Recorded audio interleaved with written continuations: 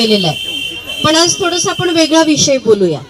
आपण आपल्याच मनामध्ये स्वतःला प्रश्न विचारूया की फक्त महिला म्हटल्यानंतरच सबलीकरण होणार का? फक्त महिला म्हटल्यानंतरच ती कठोर झाल्यावरच सबलीकरण होणार का? तर नाही. त्याला त्याची जोड आवश्यक असते. ती आणि तो हा सोबत असतो. हा मंच आणि ती भूमी सोबत आहे म्हणून हा मंच सजला आहे. तो फोटो आणि त्या सावित्रीमाई ज्यांनी आपल्याला घडवलेला आहे म्हणून ते पूजा झाली आहे. ती पूजा झालेली आहे. झाडच बघूया, आपण बोलूया सगळेजण. झाडाची पानं काय म्हणू आपण?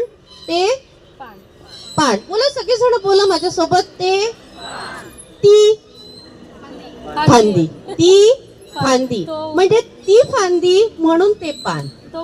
तो बुंधा. तो बुंधा आणि ही जमीन. ही जमीन आणि या जमिनीच्या खाली जे छोटस रुजलंय ती बी. ती बी म्हणजेच हे जे बीजांकुर आहे हे तिच्या मधली उपज आहे आणि तिच्या मधल्या उपजातूनच हे वृक्ष तयार झालेला आहे.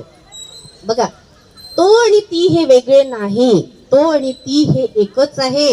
म्हणून आपण कितीही उडालो आकाशी तरी त्याचा काय पाहिजे? खाली दोरा पाहिजे.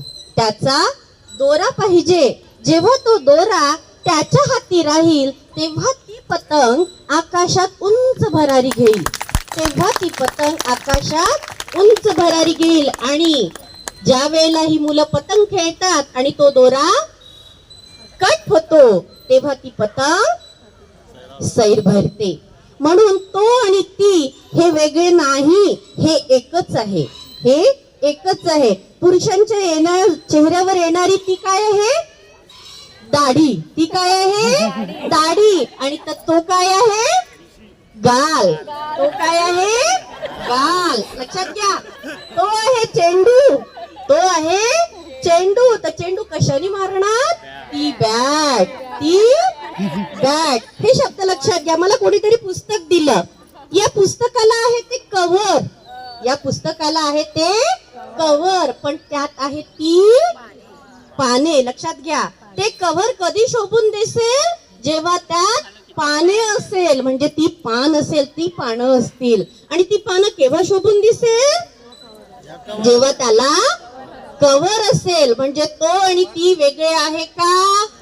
नाही. तो पण एकटा राहू शकत नाही आणि ती पण एकटी राहू शकत नाही.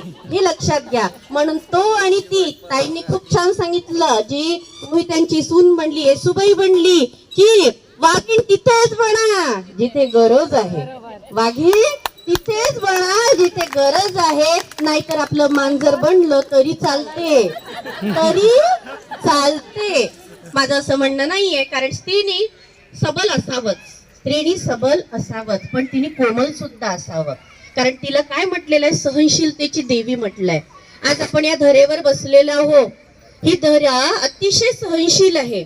पण जेव्हा तिचं तेज दाखवेल ना तेव्हा त्या धरेमधनं मोठे मोठे ज्वालामुखीचे कारंजे सुद्धा निघायला मागे पुढे पाहणार नाही. म्हणून जिथे वाघीण बनायचं तिथे खरंच वाघीण बनायचं आणि जिथे मांजर राहायचं तिथे खरंच मांजर राहायचं. आयोजकांनी मला इथे बोलवलं त्याबद्दल मी त्यांचे आभार मानते. धन्यवाद.